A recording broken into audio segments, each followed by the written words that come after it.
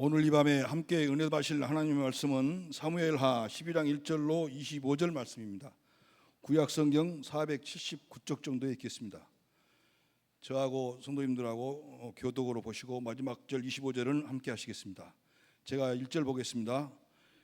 여호와께서 나단을 다윗에게 보내시니 그가 다윗에게 가서 그에게 이르되 한 성읍에 두 사람이 있는데 한 사람은 부하고 한 사람은 가난하니 가난한 사람은 아무것도 없고 자기가 사서 기르는 작은 암양 새끼 한 마리뿐이라.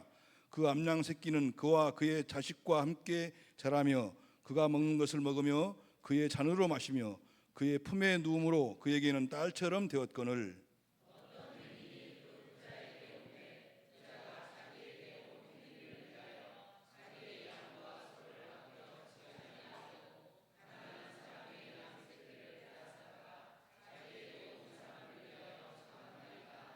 다윗이 그 사람으로 말미암아 노하여 나단에게 이르되 여호와의 살아계심을 두고 맹세하노니 이 일을 행한 그 사람은 마땅히 죽을 자라.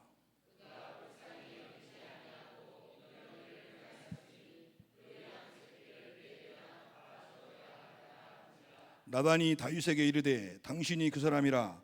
이스라엘의 하나님 여호와께서 이와 같이 이르시기를 내가 너를 이스라엘 왕으로 기름 붓기 위하여 너를 사울의 손에서 구원하고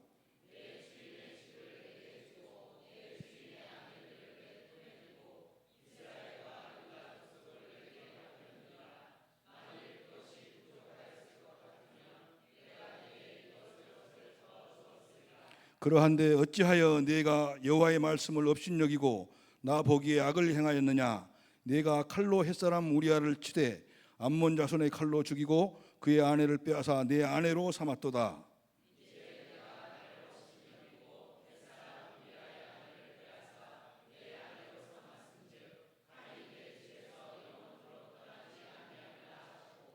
여호와께서 또 이와 같이 이르시기를 보라 내가 너와 내 집에 재앙을 일으키고 내가 내 눈앞에서 내 아내를 빼앗아 내 이웃들에게 주리니 그 사람들이 내 아내들과 더불어 백주에 동침하리라.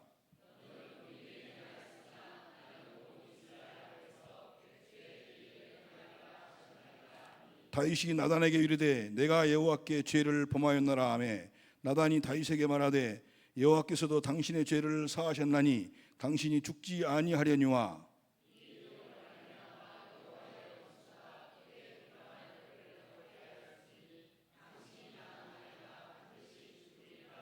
나단이 자기 집으로 돌아가니라.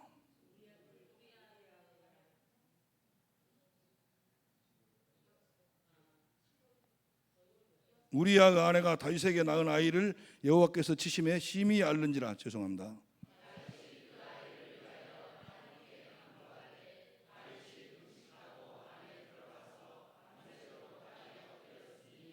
그 집의 늙은 자들이 그 곁에 서서 다윗을 땅에서 일으키려 하되 왕이 듣지 아니하고 그들과 더불어 먹지도 아니하더라.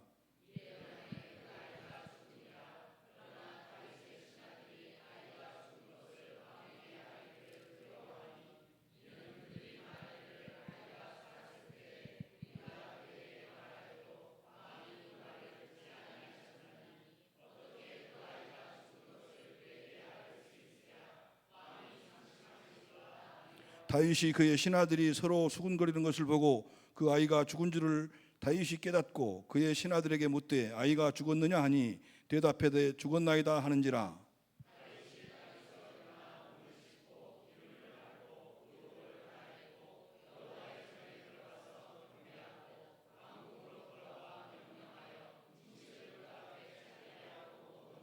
그의 신하들이 그에게 이르되 아이가 살았을 때에는 그를 위하여 금식하고 우시더니 죽은 후에는 일어나서 잡수시니 이 일이 어찌 됨이니까 하니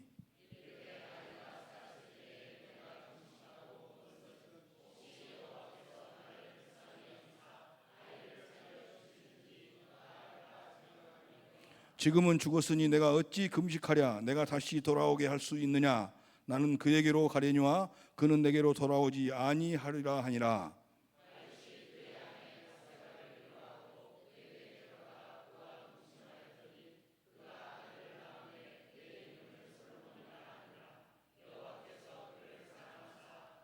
함께 보십니다. 선지자 나단을 보내 그의 이름을 여디디아라 하시니 이는 여호와께서 사랑하셨기 때문이더라. 아멘. 함께 보신 말씀을 의지하셔서 이두석 목사님께서 사무엘하 연속설교 20번째로 메시아의 실패 그러나 점점점이라는 제목으로 말씀 선포하실 때 크신 은혜의 시간 되시기 바랍니다.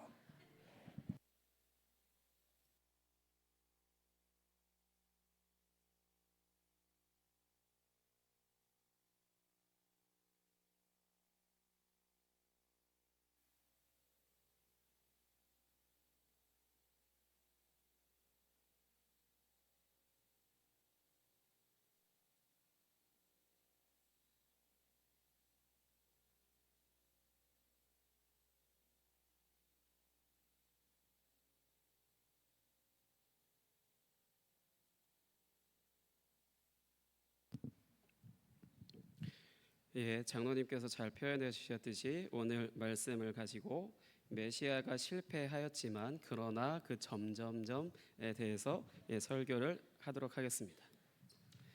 말 그대로 다윗과 밧세바 사건 2탄입니다. 그러니까 다들 아시다시피 다윗이 밧세바라고 하는 여인과 불륜을 저질렀습니다. 하나님의 마음에 합한 자, 그리고 하나님의 사랑을 받는 자, 하나님의 기름 부음을 받은 자, 그 외 각종 여러 가지 수식어가 이제 부족함 없이 이제 신앙적인 어떤 그런 수식어가 굉장히 많은 다윗이 웬일일까요? 이제 그 이유를 이제 설명드리고 이제 오늘 말씀으로 이제 계속해서 이어가도록 하겠습니다. 때는 왕들이 이제 전쟁에 출정해야 하는 이제 계절이 되었습니다. 봄이 되면 이제 왕들이 이제 잠시 겨울잠을 자듯이 이제 자고 있다가 다시 일어나서 이제 서로 이제 전쟁터에 나가서 싸우게 되어지는 게 서로 뭐 법이 아니라 그냥 자연스럽게 그렇게 하고 있었던 것을 이제 성경에서는 말씀하고 있는데, 이날 다윗은 이제 출정하지 않고 왕궁의 옥상에서 거닐고 있었습니다. 부하들은 전쟁터에 이제 보내놓고 혼자서 이제 여유를 즐기고 있었습니다. 아마 그때도 커피가 있었더라면은 이제 커피 한 잔 마시면서 이제 여유를 즐기고 있었을 거예요. 이런 여유는 어디서 생겼을까요? 지금 이제 계속 전쟁이 벌어지고 있는데 도대체 이런 여유는 어떻게 생겼을까요? 그동안 전쟁에서 백전백승 또는 백전불패하다 보니까 너무나 큰 자신감이 생긴 것일까요? 이것도 하나의 근거가 될 수 있겠지만요, 더 근본적으로는 이것과는 비교할 수 없는 더 큰 무언가가 있습니다. 그것은 다윗이 지금 왕궁 옥상을 거닐었다는 것에 힌트가 있습니다. 이렇게 왕궁의 옥상을 거닐고 있는 다윗을 보면 이제 연상되는 장면이 하나 있으실 거예요. 성경을 계속해서 자세히 반복해서 읽으신 분들은 다윗이 왕궁 옥상을 거닐고 있었다라고 하는 이 부분을 읽게 되는 순간 어느 장면 하나가 이제 연상이 되어집니다. 그것은 뭐냐면 창세기 3장에서 자신이 만든 에덴 동산을 거니시는 하나님을 이제 묘사하는 장면, 그것이 이제 떠오르게 됩니다. 이렇게 하나님이 에덴 동산을 거니신다라는 것은 말 그대로 이제 그 동산이라고 하는 것이 자신이 이제 만들었기 때문에 자신의 것이잖아요. 그러니까 자신의 것이었기 때문에 당연히 자신의 것을 이제 거닐다라고 한다는 것은 이상한 것이 아닙니다. 그러니까 하나님이 자신이 창조하신 세계를 자기 마음대로 이제 거니는 것이 하나도 이상하지 않잖아요. 이것처럼 지금 다윗이 왕궁 옥상을 거닐었다라고 하는 것은 이스라엘 왕국이 어느새 다윗 왕국이 되어 있었다라는 것입니다. 물론 이스라엘 왕국을 다른 표현으로 다윗 왕국이라고 부르기도 합니다. 하지만 제가 왜 이스라엘 왕국이 다윗 왕국이 되어 있었다라고 이제 말씀을 드리냐면요, 다윗이 지금 우리아의 아내라고 하는 밧세바가 목욕하는 장면을 보았고, 그리고 이제 취하였고요. 그리고 임신한 사실이 드러나자 이제 그 증거를 인멸하기 위해서 이제 우리아를 불러들이고, 또 이제 그것이 실패하자 다시 전쟁터로 보내서 죽게 할 때까지 아무도 다윗에게 왕이시여 왜 이러시는 겁니까? 라고 묻는 사람이 하나도 없다라는 것입니다. 다윗이 기본적으로 불륜을 저지른 것은 이제 10계명 중에 7번째 계명에 해당하는 것을 이제 모르시는 분은 안 계실 겁니다. 당시에 혹시 이스라엘 사람들은 이것을 몰랐을까요? 이스라엘 이 신하들은 이것을 혹시 몰랐을까요? 전혀 그럴 수 없습니다. 말씀을 통해서 찾아보도록 하겠습니다. 신명기 6장 7절입니다. 신명기 6장 7절 찾아서 읽어보도록 하겠습니다. 스크린을 참고하시고요. 신명기 6장 7절입니다.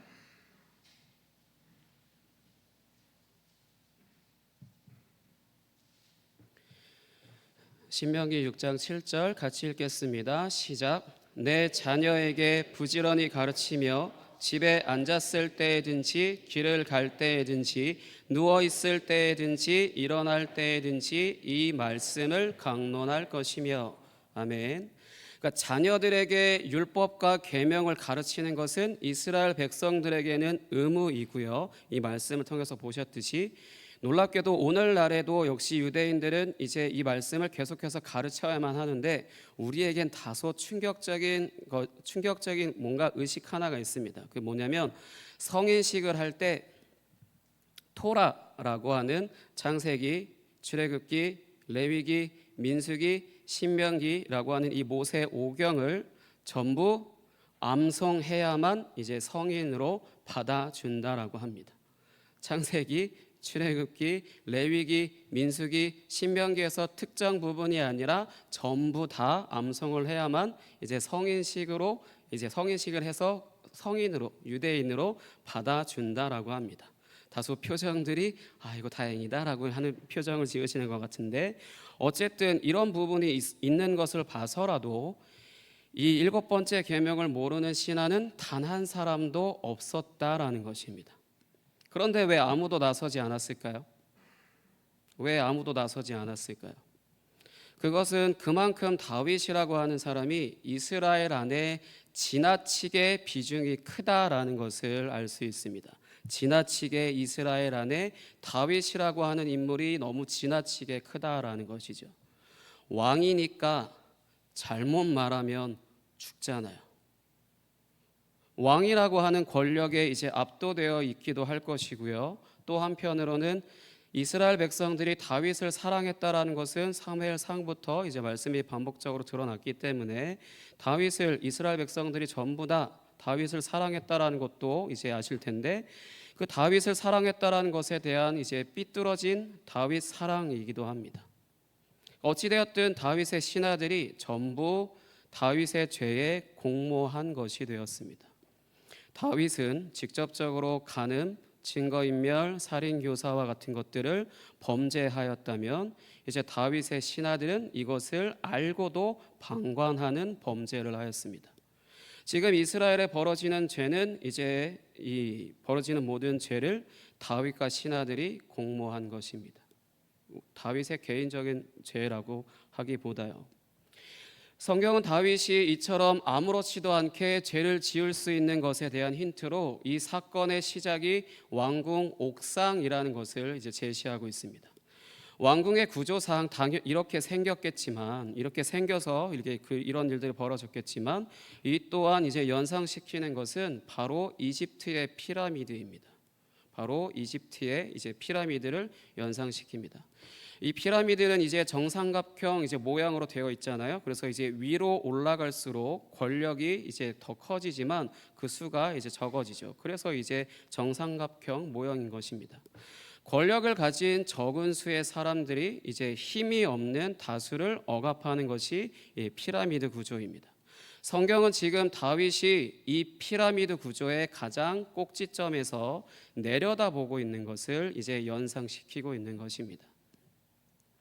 하나님 나라라고 불릴 수 있는, 하나님이 세우셨기 때문에 하나님 나라라고 불릴 수 있는 이스라엘 왕국이 어느새 다윗 왕국이 되어 있었고 어느새 피라미드 구조가 이제 형성되어 있었습니다. 이스라엘의 절대 권력자 다윗이 자신보다 힘이 없는 사람의 아내를 빼앗았고 그 범죄의 흔적을 인멸하고 살인을 교사하는 이제 참담한 일이 벌어졌습니다. 어디에서요? 하나님께서 세우신 그 나라 안에서요.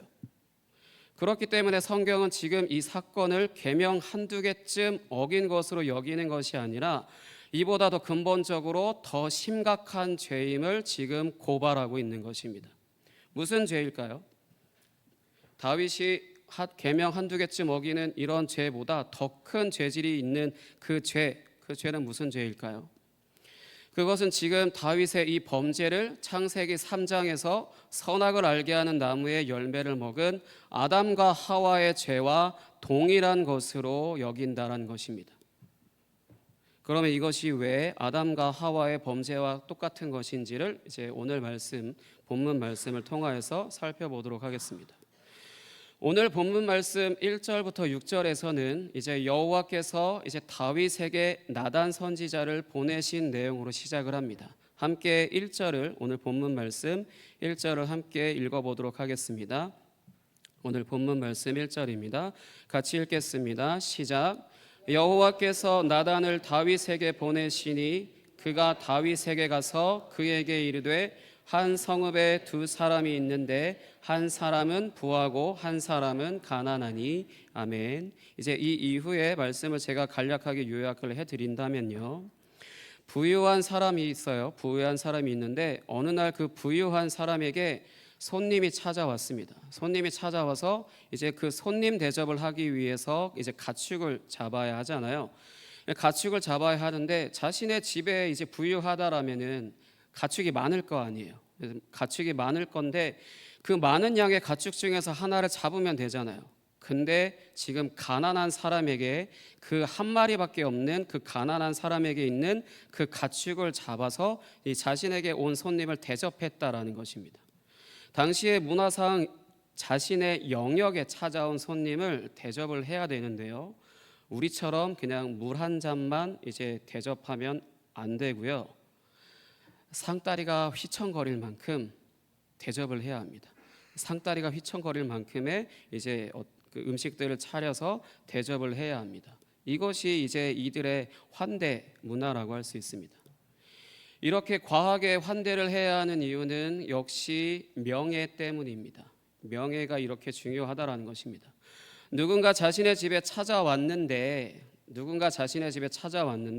굶겨서 보냈다거나 아니면 물 한 잔 겨우 마시게 하고 보냈다거나 그렇게 한다라면은 결국 자신의 명예를 깎아내리는 행위이기 때문에 후하게 상다리 부러지도록 이렇게 차려서 이제 대접을 해야만 합니다. 제가 아는 어떤 목사님도 중동 지역에서 벌어진 전쟁 때 그 전쟁 때문에 이제 피해를 입은 사람들을 돕기 위하여서 갈 수 있었던 그런 방문을 한 적이 있는데, 그때 자신이 위로하기 위해서 집집마다 가서 나눠주려고 했던 그 물품보다 오히려 더한 대접을 매번 받았다라고 해요. 그렇게 받는 게, 후한 대접을 받는 게 굉장히 이제 불편했다라고 말하는 것을 들은 적이 있습니다.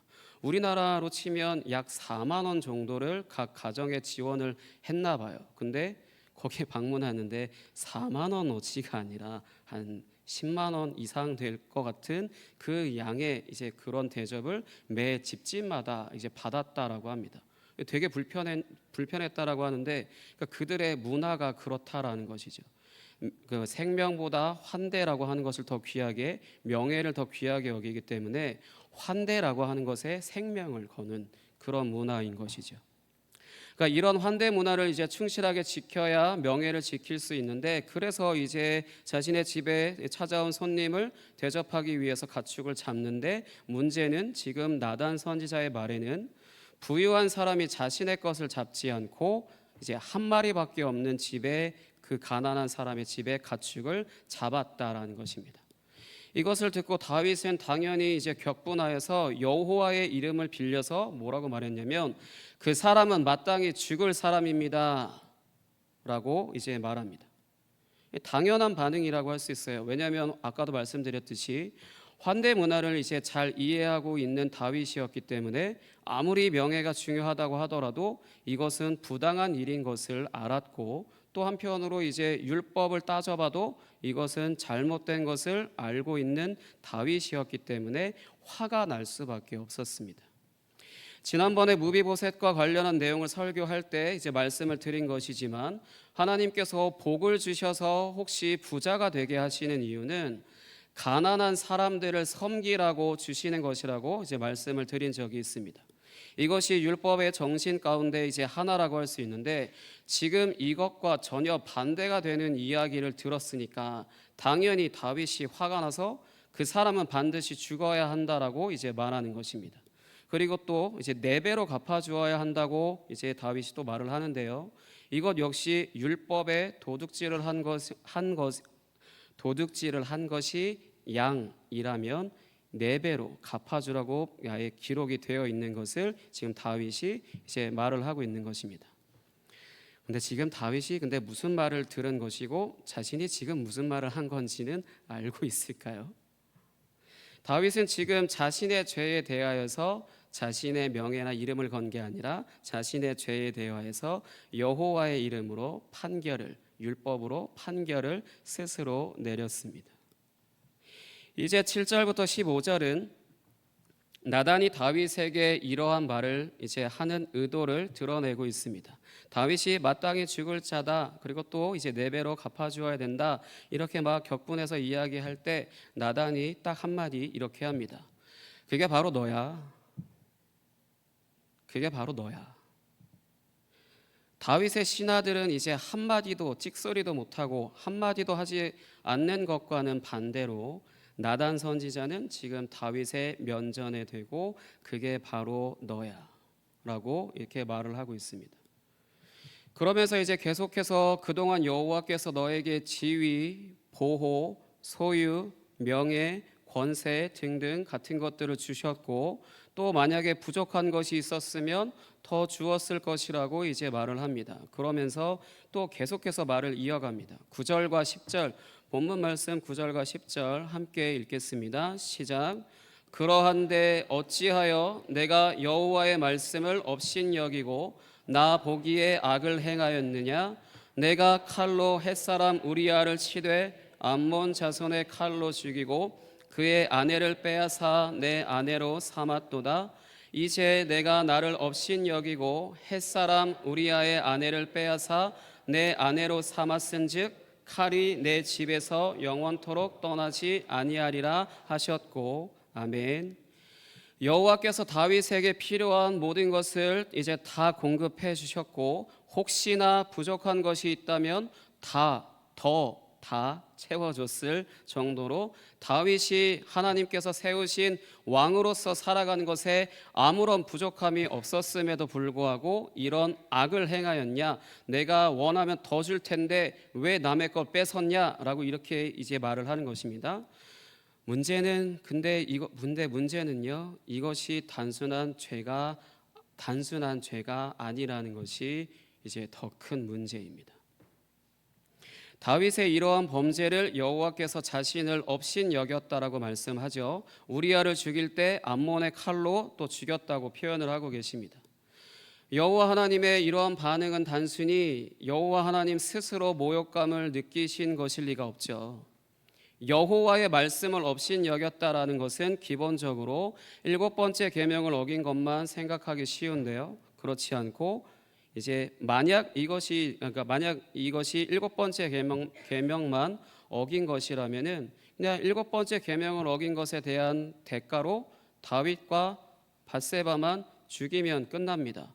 원칙대로요. 원칙대로라면요. 이 둘만 죽이면 끝이 나요. 하지만 여호와께서는 이 다윗의 범죄로 인하여서 칼이 내 집에서 영원히 떠나지 아니하리라라고 하는 일종의 무기징역보다 더한 형벌을 이제 선언하십니다. 너무 무섭지 않나요? 무기징역보다 더한 것이라고 할 수 있는데, 칼이라고 하는 것이 너의 집안에 영원토록 있을 것이다라는 거예요. 나에게만, 다윗 너에게만이 아니라 너의 집에 영원토록 있을 것이라는 겁니다. 하지만 이런 죄를 이제 선언하신 이유가 있습니다. 이렇게 무섭게 이제 선언하신 이유가 있습니다. 그것은 이 다윗이 우리아를 죽게 할 때 직접적으로 살인을 한 것이 아니라, 직접적으로 살인한 것이 아니기 때문에 이제 뭔가 조금 경미한 죄일 것 같은데, 직접적으로 살인을 한 것이 아니라 적군에게 죽임을 당하게 했잖아요. 근데 이것을 9절에서는 암몬 자손의 칼로 죽였다라고 하고 있습니다. 암몬 자손의 칼로 죽였다라고 말씀하고 있습니다. 다윗이 직접 저지른 분류는 7번째 계명이었다라고 한다면 다윗이 간접적으로 의존하여서 자신의 죄를 덮은 것은 이방 신의 힘을 빌린 것입니다. 암몬 자손의 칼로 죽였다라는 것은 이방 신의 힘을 빌려서 이제 죄를 덮었다라는 것이죠. 만약 자신이 직접 죽였다라면은 살인하지 말지니라를 범한 것이지만 자신의 손에 피를 묻히지 않으려고 했던 짓이 이방 신의 힘을 빌려서 지금 이스라엘을 위험에 빠뜨린 것이나 마찬가지입니다.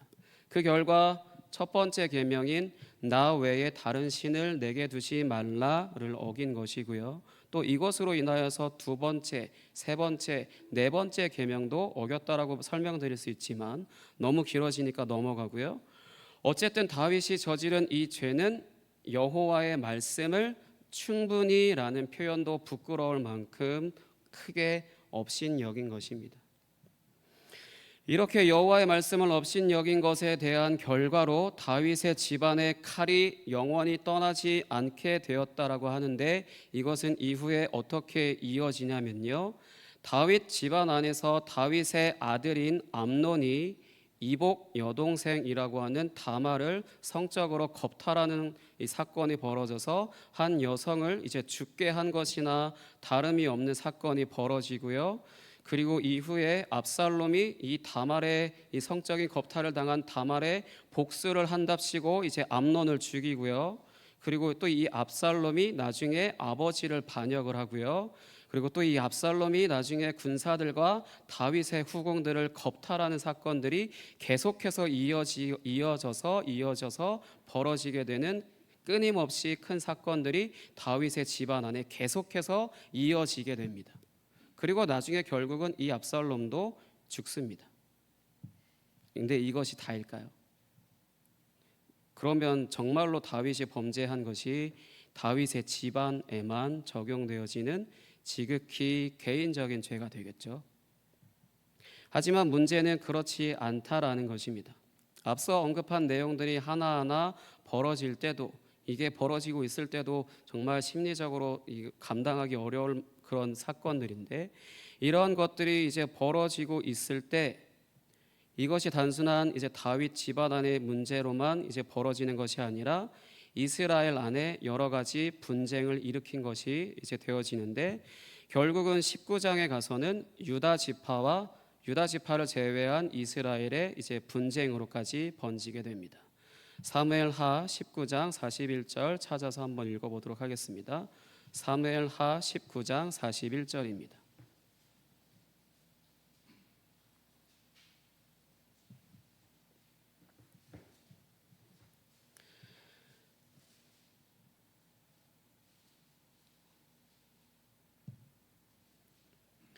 사무엘하 19장 41절 같이 읽겠습니다. 시작. 온 이스라엘 사람이 왕께 나와 왕께 아뢰되 우리 형제 유다 사람들이 어찌 왕을 도둑하여 왕과 왕의 집안과 왕을 따르는 모든 사람을 인도하여 요단을 건너가게 하였나이까 하매. 아멘. 다윗에게 반역한 자식인 압살롬이 죽고 난 후에 다윗이 다시 귀환을 하는 이런 과정에서 발생한 균열입니다. 그러니까 또 근데 더 문제는 이것으로 또 끝나지 않는다라는 겁니다. 앞서 말씀드린 것처럼 죄 하나가 이제 죽음이 시작되어지고 이제 계속해서 이어져 왔는데 이것이 이제 유다 지파와 이스라엘 남은 지파들과 그들의 균열이 발생을 하게 되는데 이게 또 이후에 흘러서요 결국은 남유다와 북이스라엘로 이제 갈라져 버리게 됩니다. 그리고 또 이제 열왕기 상하 이제 들어가게 되면 이제 등장하는 왕이 남쪽과 북쪽 분열이 됐잖아요. 그래서 남쪽과 북쪽을 합쳐서 40여 명의 왕이 등장을 하게 되는데 이것이 성경에 40여 명으로 기록되어져 있는 것은 이스라엘이 고난의 시간을 보냈다라는 것입니다. 다윗 이후에 이런 왕들을 통하여서 이 남유다가 됐든 북이스라엘이 됐든 계속해서 이제 분열과 고난과 슬픔과 고통 그런 것들이 이스라엘 안에 계속해서 이루어졌다라는 것입니다. 이러한 이스라엘의 고난의 시작이 바로 오늘 이 사건 다윗과 밧세바의 사건이 시작입니다. 이것을 시점으로 해서 끊임없이 계속해서 죄가 이루어지게 계속해서 이루어지고 또 이루어지고 또 이루어지고 말 그대로 영원히라고 하는 말이 무색할 정도로 계속해서 이제 이어져 가고 있는 것입니다. 왜 이렇게까지 되는 걸까요? 그냥 다윗 한 사람의 실수 아닌가요? 그것은 다윗이 하나님이 세우신 메시아이기 때문입니다. 다윗이 하나님이 세우신 메시아이기 때문입니다.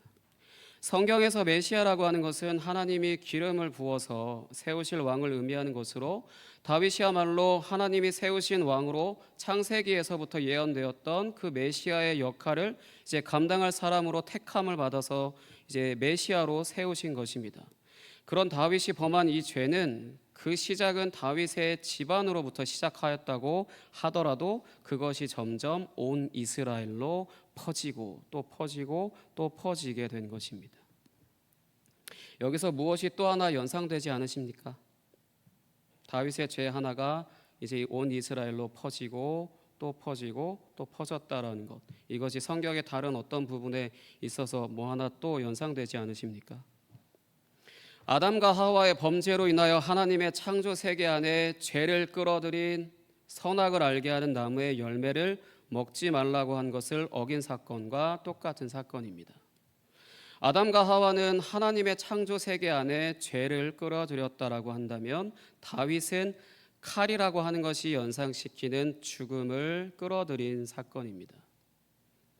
그 결과 이제 자식들이 서로 죽이고 자식이 아버지 다윗을 죽이려 하고 이런 과정에 발생한 갈등이 남과 북의 균열을 일으켜서 이제 서로 죽이려고 하는 것이 시작하고 다윗 이후의 왕들이 결국 분열되는 죽음을 경험하게 되고 열왕기 하 마지막에 가서는 바벨론으로 남유다가 바벨론으로 포로가 되어서 잡혀가게 되어서 약속의 땅으로부터 추방되는 죽음을 경험하게 됩니다. 이 모든 것이 하나님이 세우신 메시아인 다윗의 죄로부터 시작된 것입니다. 하지만 그렇다고 해서 이것을 다윗의 잘못으로만 볼 수는 없습니다. 이것을 다윗의 잘못으로만 볼 수는 없습니다. 어찌되었든 죄를 지은 것은 맞는 것이기 때문에 앞서 말씀드린 것과 같은 일들을 이제 경험할 수밖에 없지만 이것은 근본적으로 다윗이 이런 죄를 지을 수밖에 없을 만큼 이미 이스라엘이 다윗 왕국이 되어 있었다라는 것입니다. 이미 아담과 하와의 범죄로 인하여서 하나님의 창조 세계 안으로 이제 들어온 죄가 늘 이렇게 하나님이 세우신 사람들을 무너뜨려 왔습니다. 계속해서 하나님의 창조 세계 안에 들어온 이 죄가 하나님이 세우신 사람들을 계속해서 무너뜨리고 왔습니다.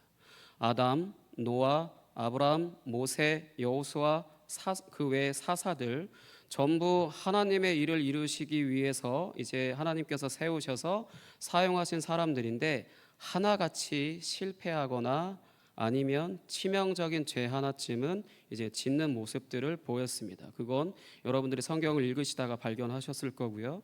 그렇게 실패하거나 자신의 역할을 실패하거나 아니면은 치명적인 죄 하나들을 이제 꼭 짓는 모습들을 보였습니다.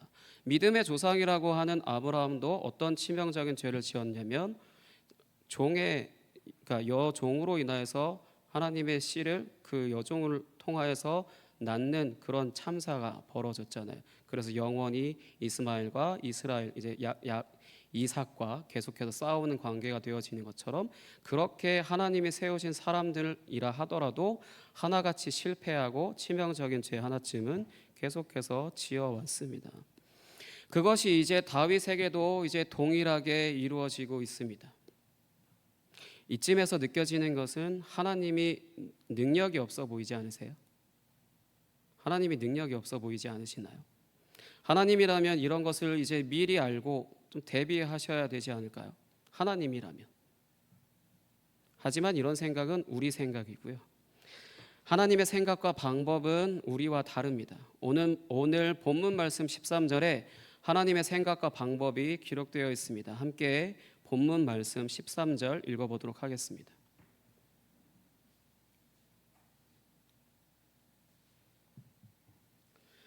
본문 말씀 13절 같이 읽겠습니다. 시작. 다윗이 나단에게 이르되 내가 여호와께 죄를 범하였노라 하매 나단이 다윗에게 말하되 여호와께서도 당신의 죄를 사하셨나니 당신이 죽지 아니하려니와. 아멘. 그럼에도 불구하고 용서하시는 것입니다. 하나님의 창조 세계 안에 들어와서 하나님이 세우신 사람이라 하더라도 늘 그렇게 하나님의 계획을 이제 꼭 막아서는 그러한 사람들의 실패, 하나님의 세우신 사람들의 실패, 그래서 제가 제목을 메시아의 실패라고 이렇게 지었는데요. 그렇게 사람들이 실패한다 하더라도, 죄를 지어서 실패한다 하더라도 그럼에도 불구하고 용서하시는 것이 하나님의 방법이십니다. 이것이 지금까지 하나님께서 죄를 짓는 사람들을 대하시는 방식이셨고요. 더 자세히는 하나님과 언약을 맺은 사람들을 대하시는 방식이었습니다. 계속해서 실패하더라도 아담, 아브라함, 모세, 기타 등등 그렇게 하나님이 세우신 사람들이 실패한다 하더라도 그럼에도 불구하고 용서하시는 것이 하나님의 방식이셨습니다. 근데 13절 말씀을 이제 보시면 나단을 통하여서 이제 여호와 하나님의 책망을 들은 다윗이 자신의 죄를 인정하는 장면인데, 이 구절을 자세히 읽어보시면요, 다윗이 회개를 해서 용서하신 게 아니라 여호와께서 다윗을 이미 용서하시고 그것을 알리시기 위해서 나단 선지자를 다윗에게 보낸 것으로 읽혀지게 됩니다. 무슨 근거로 여호와께서는 다윗을 이미 용서하셨을까요? 자신의 마음에 합한 사람이라서 내 맘이야 뭐 이런 건가요? 내 맘이라고 한다라면은 그냥 요즘 들어 나오는 단어이긴 한데 엮이는 가정에서나 벌어지는 편애 아닌가요? 내 맘이야라고 한다면 하나님께서 내가 내 맘대로 용서한다라는데 무슨 상관이니? 라고 이렇게 이야기하시면 한 가정 안에서 아빠는 아들을, 엄마는 딸을 뭐 이런 식으로 편애하는 그런 것과 별로 달라 보이지 않잖아요. 하지만 여호와께서 다윗을 이미 용서하신 것은 자신의 마음대로가 아니라 언약을 근거로 용서하신 것입니다. 이전에 이제 사무엘하 7장에서 그 유명한 다윗 언약이라는 것을 맺으실 때 사울과 같이 버리지는 아니하겠다라고 말씀하신 그 근거를 가지고 이제 버리지 않으시기로 약속을 하셨습니다. 그 언약하신 대로 지키시기 위해서 마땅히 버려야 하는 다윗을 버리지 않으신 것입니다. 그러나 이것도 용서하셨다라는 것에 충분히 설명이 되지는 않습니다. 그래서 한 가지 근거를 또 하나 제시하자면, 하나님께서 사람들과 맺으시는 언약이라는 것, 다윗도 다윗 언약이라는 것을 맺었잖아요. 이 언약이라는 것에 명시되어 있지 않는 한 가지 중요한 것이 있다는 것을 근거로 제시를 하겠습니다. 그것은 노아와 맺은 언약에 그 답이 있습니다. 창세기 9장 15절에서 16절로 확인해 보도록 하겠습니다. 창세기 9장 15절에서 16절입니다.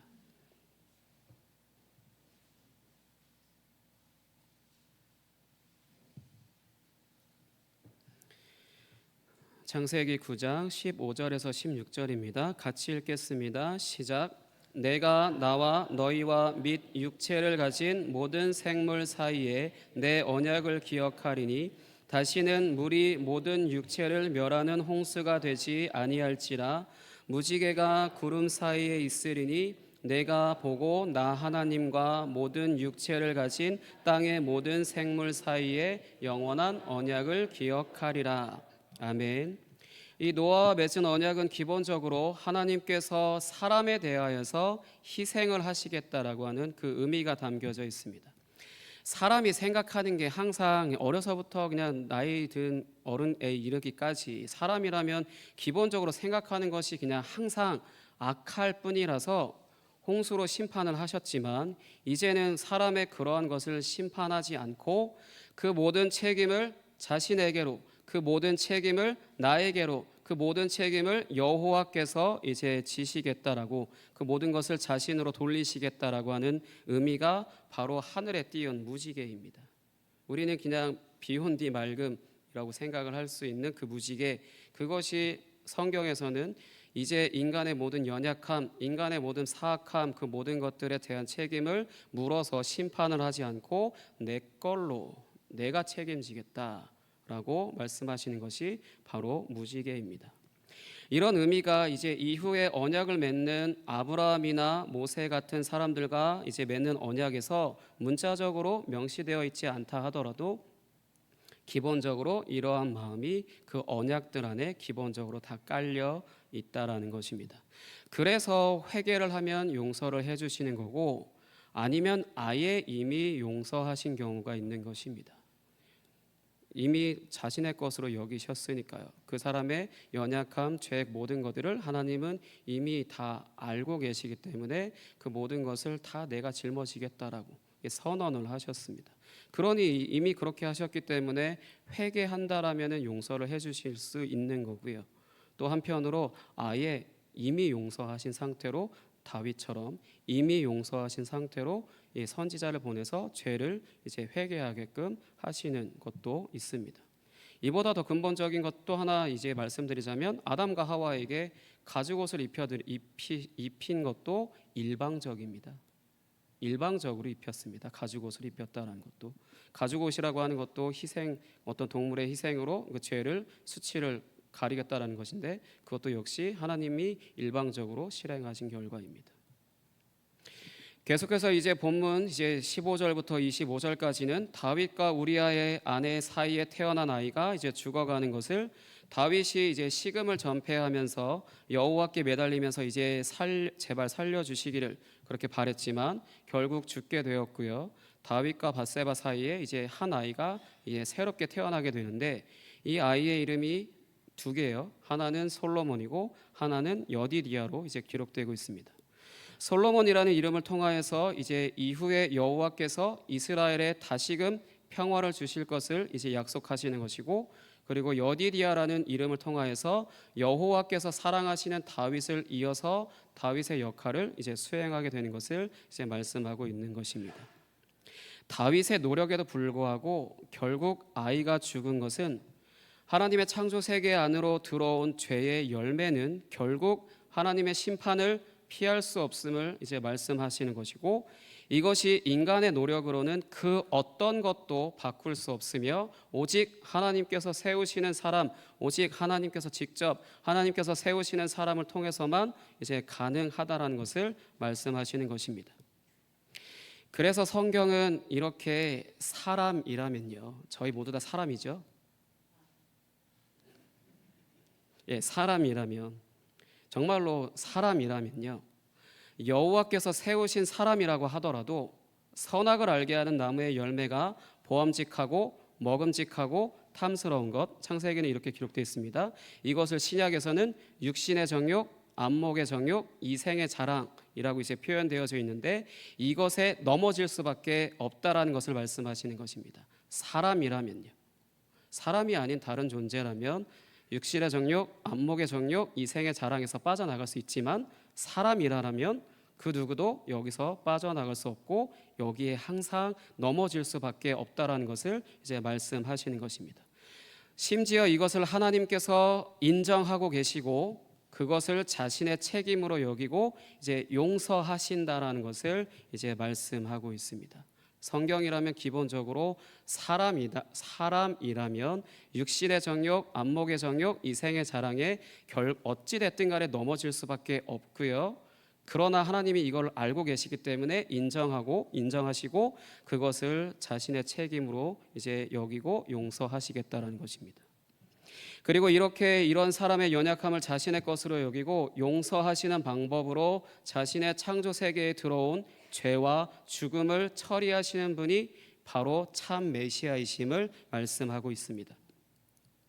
사람은 비록 육신의 정욕과 안목의 정욕과 이생의 자랑에서 헤어나올 수 없는 존재이지만 그것을 인정하고 용납하는 의미로 이제 언약을 맺어서 죄로 인하여 죽음의 지배를 받으며 살아가는 삶을 살 수밖에 없는 사람들을 하나님이 주시는 평강 가운데 이제 살아가는 삶으로 바꿔 주시는 분이 바로 참 메시아이심을 말씀하고 있습니다.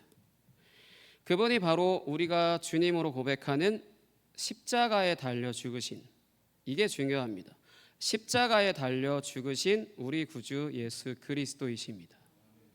요한복음 19장 19절과 21절까지 한번 읽어보도록 하겠습니다. 요한복음 19장 19절에서 21절입니다.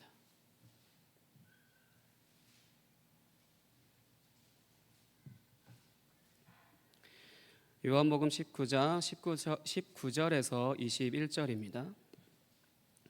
요한복음 19장 19절에서 21절 같이 읽겠습니다. 시작.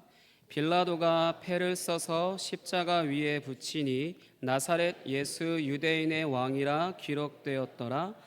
예수께서 못 박히신 곳이 성에서 가까운 고로 많은 유대인이 이 패를 읽는데 히브리와 로마와 헬라말로 기록되었더라. 유대인의 대제사장들이 빌라도에게 이르되 유대인의 왕이라 쓰지 말고 자칭 유대인의 왕이라 쓰라 하니. 아멘. 빌라도는 십자가에서 죽으신 예수님의 이제 머리 위에 단순히 유대인의 왕이라고만 기록을 하였지만, 이 유대인의 왕이라고 하는 이 단어가 이제 유대인들의 언어와 그리고 로마 사람들의 언어와 그때 당시 세계 공통어였던, 오늘의 영어나 중국어처럼요, 이 당시에 이제 세계 공통어였던 헬라어로 쓰여지는 것으로 예수님이 온 세상의 왕이심을, 예수님이 온 세상을 다스리시는 메시아임을 선포하고 있습니다.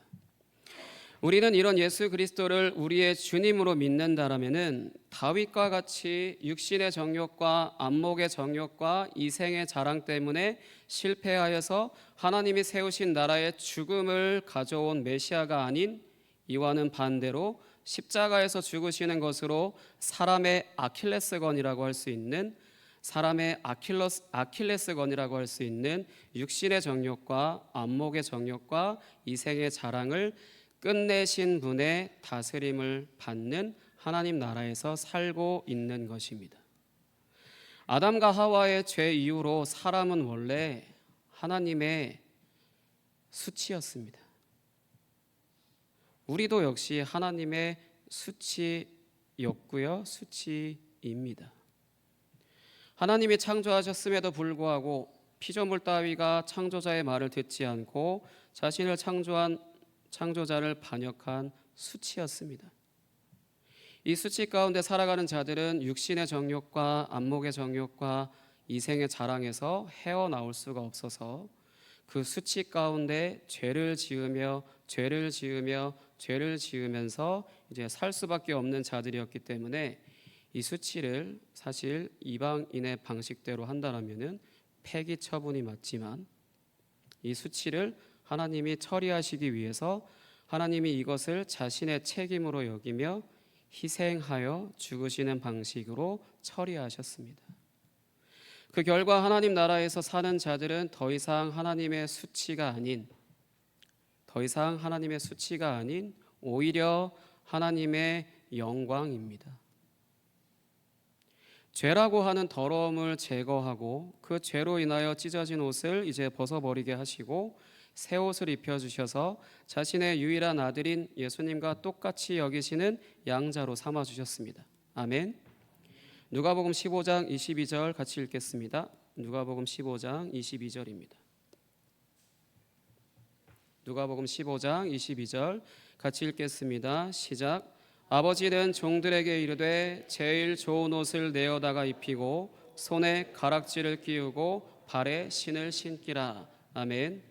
집을 나간 둘째 아들에 대한 이야기죠. 집을 나간 둘째 아들이 이제 아버지의 것을 다 탕진하고 돌아올 만큼 아버지에게 수치가 된다고 이제 하더라도 돌아온 아들을 버리지 않고 다시 아들의 자리에 둔 것처럼 하나님은 십자가에서 자신의 아들을 죽게 하시는 것으로 사람들의 죄를 처리하셔서 이 예수님을 믿고 그 안에 거하는 자들은 하나님의 영광이 되는 특권을 주셨습니다. 본래는 수치 가운데 살면서 정욕이라고 하는 것과 자기 자신에 대한 자랑을 이제 채우기 위해서 사는 하나님 앞에서 실패한 존재였다라면은 예수님의 십자가 사건이 나를 용서하신 사건이라는 것을 믿고 나서 거듭났다라면은 예수님이 이루어 놓으신 것을 선물로 받은 존재이기 때문에 다윗과 밧세바 사이에 새롭게 태어난 아이의 이름처럼 하나님이 주시는 평화와 사랑을 선물로 받은 것입니다. 사랑하는 성도 여러분, 우리는 하나님의 영광스러운 자녀입니다. 아멘. 예수님께서 우리의 죄를 대신 짊어지시는 방식으로 이제 죄를 처리하셔서 더 이상 정욕과 자랑을 채우며 사는 삶을 살지 않게 되었습니다. 이제는 돌아온 아들이 다시 아들의 삶을 산 것처럼 우리도 하나님의 아들과 같은 삶을 살게 되었습니다. 하나님의 무조건적인 사랑과 하나님의 평강을 대가 없이 누리게 된 것을 기억하시기 바랍니다. 아멘.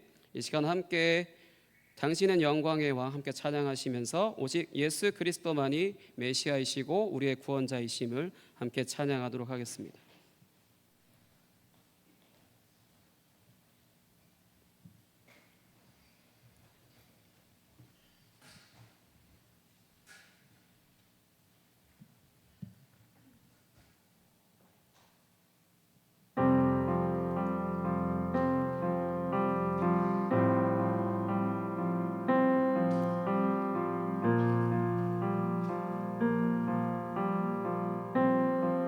당신은 영광의 왕, 당신은 영광의 왕, 당신은 평강의 왕, 당신은 하늘과 땅의 주, 당신은 정의의 아들, 천사가 무릎 꿇고 예배하고 찬송하네. 영원한 생명 말씀, 당신은 예수 그리스도 주. 다시 한번 찬양하겠습니다. 당신은 영광의 왕, 당신은 영광의 왕, 당신은 평강의 왕, 당신은 하늘과 땅의 주, 당신은 정의의 아들, 천사가 무릎 꿇고 예배하고 찬송하네. 영원한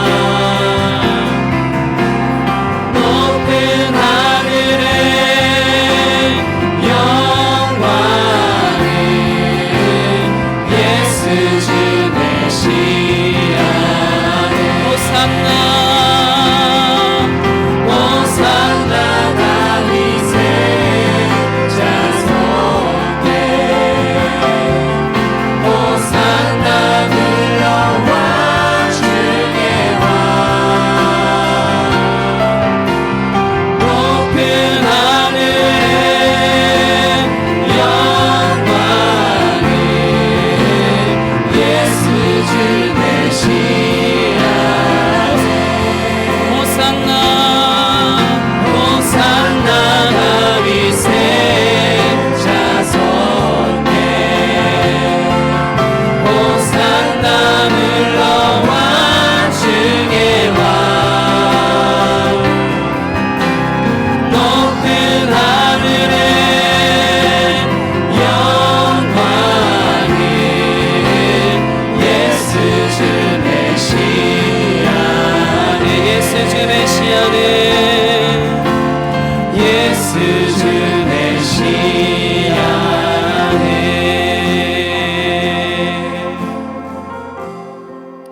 이 시간 함께 기도하도록 하겠습니다. 오직 십자가에 달려 죽으신 예수 그리스도만이 우리의 구원자이십니다. 아멘. 그 예수 그리스도께서 우리의 죄를 다 짊어지고 죽으셨습니다. 그렇기 때문에 이미 우린 모두 다 용서받았습니다. 그런데 왜 아직도 내가 용서받지 않았다라고 생각하고 있냐면 말 그대로 내 생각일 뿐입니다. 하나님의 말씀은 너희의 모든 죄를 내가 이미 다 짊어지고 죽었다라고 이 말씀을 하고 계십니다. 우리의 육신의 정욕과 안목의 정욕과 이생의 자랑에 우리는 넘어질 수밖에 없는 연약한 존재이고 우리는 하나님 앞에 실패할 수밖에 없는 존재이며 단 한 사람도 하나님 앞에서 성공할 수 있는 사람 없습니다. 그걸 하나님이 또한 아신다라는 것이 너무나 감사한 것이고 그렇기 때문에 내가 너희의 삶 전체를 다 짊어지고 가겠다라고 말씀하신 것입니다. 이 시간 함께 기도하겠습니다. 하나님, 나의 모든 죄를 용서하셨으니 내가 오직 주님만을 의지하며 살아가는 삶이 되게 하여 주옵소서. 이 시간 주여 한번 외치고 함께 기도하겠습니다. 주여! 하나님 아버지 감사합니다. 우리의 연약함과 나약함, 아버지 우리의 모든 죄 오직 예수 그리스도께서 십자가에서 죽으실 때에 아버지 모든 죄를 다 처리하셨으며 아버지 우리가 죄를 지을 수밖에 없는 것도 우리가 하나님 앞에 실패할 수밖에 없는 것도 주님이 이미 다 알고 계시오니 그럼에도 불구하고 우리를 택하셨다라는 것은 내가 너희를 계속해서 용서하며 이런 것이 7번이라도 용서하며 너희를 온전히 짊어지고 가겠다라고 말씀하신 그 의미인 줄 믿습니다. 내가 오직 그러한 주님께 나의 모든 삶을 내어드리며 내 노력으로 사는 것이 아니라 다윗이 자신이 지은 죄를 덮으려고 했던 것과 또한 자신으로 말미암아 죽어가는 아이를 살리기 위해서 매달렸던 것처럼 아버지 그러한 노력을 하는 것이 아니라 오직 하나님께서 우리를 용서하셨음을 아버지 인정하며 내가 죄인이고 내가 오직 주님으로 말미암아 새 사람 되었다는 것을 인정하며 그렇게 살아갈 수 있는 그런 자 될 수 있도록 그래서 나의 모든 생각과 모든 것들이 새로워진 그런 새 사람으로 살아갈 수 있도록 주님 인도하여 주옵소서. 나의 생각으로 주님의 행하신 일들을 제한하지 않게 하시며 나의 노력과 나의 모든 것으로 말미암아 주님의 공로를 헛된 것으로 돌리지 않을 수 있도록 주님 인도하여 주옵소서. 주님이 우리의 모든 죄를 주님께 돌리신 것처럼 우리는 우리의 모든 것을 주님께 다 내어 맡기며 그렇게 살아갈 수 있도록 주님 인도하여 주옵소서. 그렇게 해가실 주님을 기대합니다.